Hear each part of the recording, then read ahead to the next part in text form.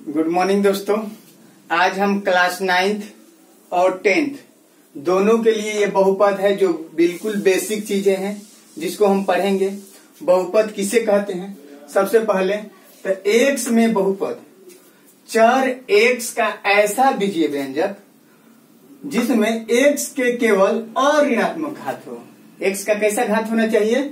अऋणात्मक घात होना चाहिए। या दूसरे शब्दों में भी बोल सकते हैं कि यदि a0 a1 x plus a2 x square plus an x के पावर n के रूप में कोई बीजीय व्यंजक जहां an नॉट इक्वल टू 0 तथा n एक अऋणात्मक पूर्णांक है। आपको पता है कि पूर्णांक किसे कहते हैं?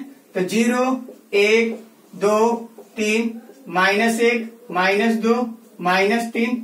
और देखिए अऋणात्मक पूर्णांक कहां से चालू होता है? यहीं से होता है, जिसको हम I से डिनोट करते हैं या Z से डिनोट करते हैं। तो ये आपका अऋणात्मक पूर्णांक मतलब Z प्लस कहां से चालू होगा? तो 0 से चालू होगा। मतलब n का जो पावर है वो क्या होना चाहिए? अऋणात्मक पूर्णांक के रूप में होना चाहिए, अर्थात 0, 1, 2, 3, 4 ऐसे होना चाहिए। ठीक, वो आपका क्या कहलाएगा? बहुपद कहलाएगा। एक बार फिर देख लीजिए कि चर x का ऐसा बीजीय व्यंजक जो इस फॉर्म में हो, जो इस रूप में हो और x का जो पावर होना चाहिए अऋणात्मक रूप से होना चाहिए। अब देखिए इसमें डिग्री ऑफ पोलिनोमियल मतलब बहुपद का घात क्या है? पोलिनोमियल मीन्स आपका बहुपद हो गया, डिग्री ऑफ पोलिनोमियल मतलब बहुपद का घात क्या है? तो चर x के महत्तम घात n को बहुपद का क्या कहते हैं? घात कहते हैं। जैसे मान लीजिए कि 4x plus 5x square plus 6x के पावर 5, इस तरह से आपका कोई बहुपद दे दिया गया है और इसमें कहा जाएगा कि इसका आप घात बताइए। तो कहा गया है आपका डेफिनेशन के अनुसार कि चर x के महत्तम घात n को बहुपद का क्या कहलाता है? घात कहलाता है। तो अब इस चर में देखिए x का महत्तम घात क्या है? आपका 5 है। तो अतः इस टोटली बहुपद का क्या हो जाएगा? घात 5 हो जाएगा। हम क्या करेंगे? बहुपद के घात के लिए क्या करेंगे कि उस चर में जो x का महत्तम मान होगा वही उस बहुपद का क्या कहलाएगा? घात कहलाएगा। अगर कोई भी मान लीजिए कि हम कोई भी बहुपद लिखते हैं 5x प्लस 4, ये भी आपका एक बहुपद है, तो इसका घात क्या है? ये चर x है, इसका पावर क्या है? कुछ नहीं है तो 1 है, अतः इसका घात क्या है? 1 हो जाएगा। इस तरह से बहुपद के घात आप समझ गए होंगे। फिर आपका क्या है? टर्म्स ऑफ अ पोलिनोमियल मतलब बहुपद के पद क्या है? अगर मान लीजिए कि कोई बहुपद लिख दिया जाए 5x प्लस 6x प्लस 3, मतलब अगर कोई आपका ये बहुपद है तो इसके जो प्रत्येक स्टेप होंगे वही इस बहुपद के क्या कहलाएंगे? पद कहलाएंगे। अतः इसका अगर मान लीजिए कि ये आपका बहुपद है तो इसका जितना भी ये स्टेप है, ये जितना भी स्टेप है ये क्या कहलाएगा? बहुपद का पद कहलाएगा। आप लोग समझ गए होंगे। जैसे a0 a1x a2x square plus dash dash dash an xn क्या कहलाएंगे? इस बहुपद के पद कहलाएंगे। अब देखिए बहुपद के घात समझ गए। अगर किसी बहुपद का घात वही कहलाएगा जो मैक्सिमम घात होगा, और बहुपद का जो पद होगा, पद के मतलब तो समझ ही रहे होंगे आप लोग। अब हम देखते हैं कि बहुपद का वर्गीकरण। तो बहुपद के 2 वर्गों में वर्गीकृत किया गया है, एक उसके घात के आधार पर और दूसरा उसके पद के आधार पे। तो देखते हैं बहुपद के घात के आधार पे हम एग्जाम्पल के द्वारा देखेंगे, और आपको अधिक जानकारी चाहिए तो आप बुक से पढ़िए, आपको जरूर समझ में आएगा। और क्वेश्चन बनाइए, आसानी से क्वेश्चन बनेगा। अगर कोई भी दिक्कत हो रहा है तो आप कमेंट बॉक्स में कमेंट कीजिए, हम जरूर उसको बताने की कोशिश करेंगे। ठीक है, तो बहुपद को 2 वर्गों में बांटा गया है, एक घात के आधार पर, दूसरा पद के आधार पे। तो घात के आधार पर बहुपद को हम देखते हैं क्या? पहला होता है घात के आधार पर रैखिक बहुपद।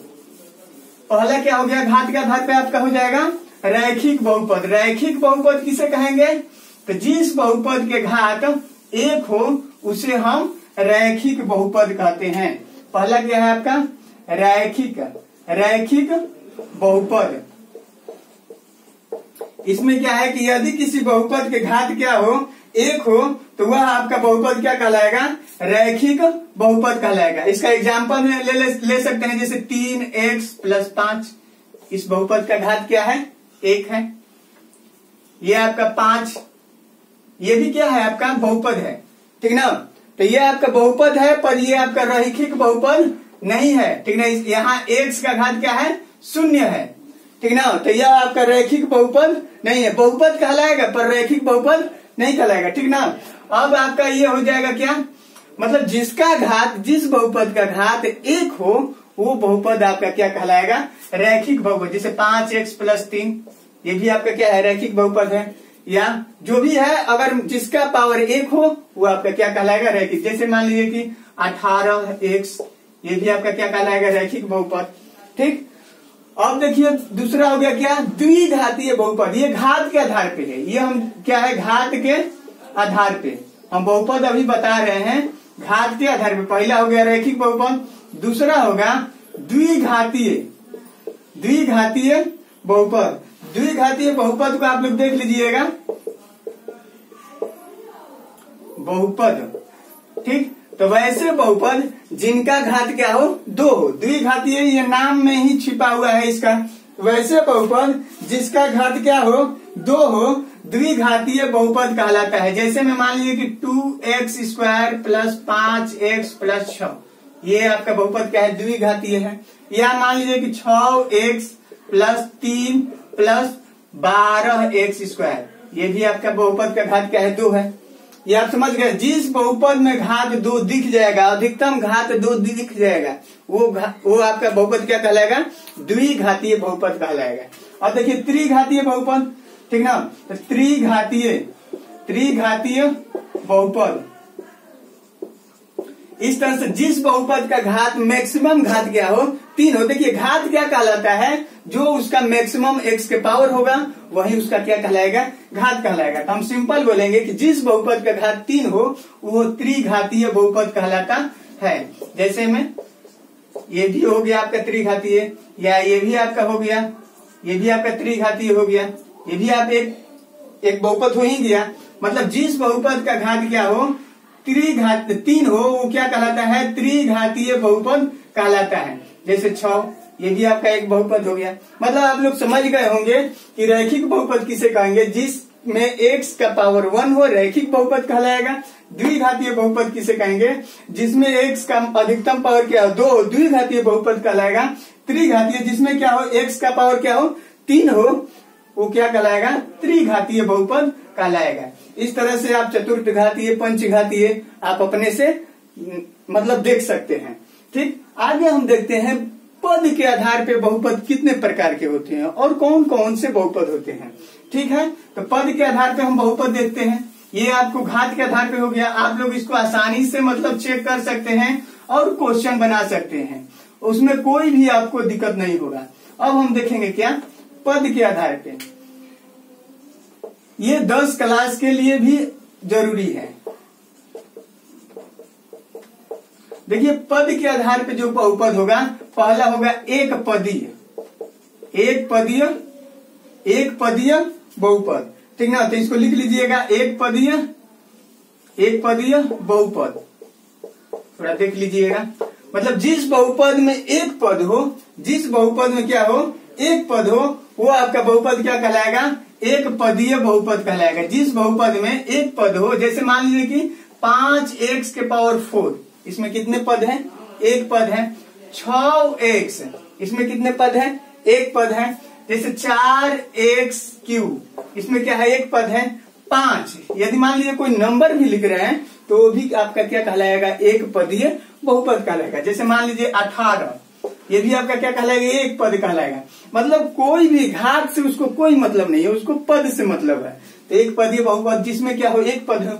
द्विपदीय बहुपद, तो द्विपदीय बहुपद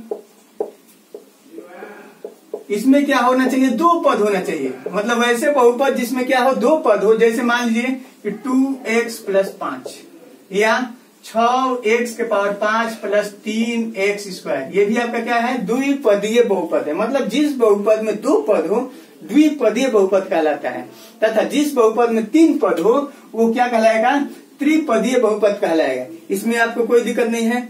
अगर घात के आधार पर भी बहुपद को हम देख लिए और उसके पद के आधार पर भी बहुपद को हम देख लिए। इस प्रकार से आप 9th क्लास के प्रश्नावली 1 को बना सकते हैं। सबसे पहले आपका क्वेश्चन आया है कि निम्नलिखित में पहचान करें कि कौन सा बहुपद है, ठीक ना। तो हम कुछ क्वेश्चन लेते हैं और उसको आप लोग पहचान कीजिएगा कि कौन सा बहुपद है और नहीं है। जैसे पहला क्वेश्चन हो गया 4x² माइनस 3x प्लस 7। जाहिर सी बात है यह बहुपद है।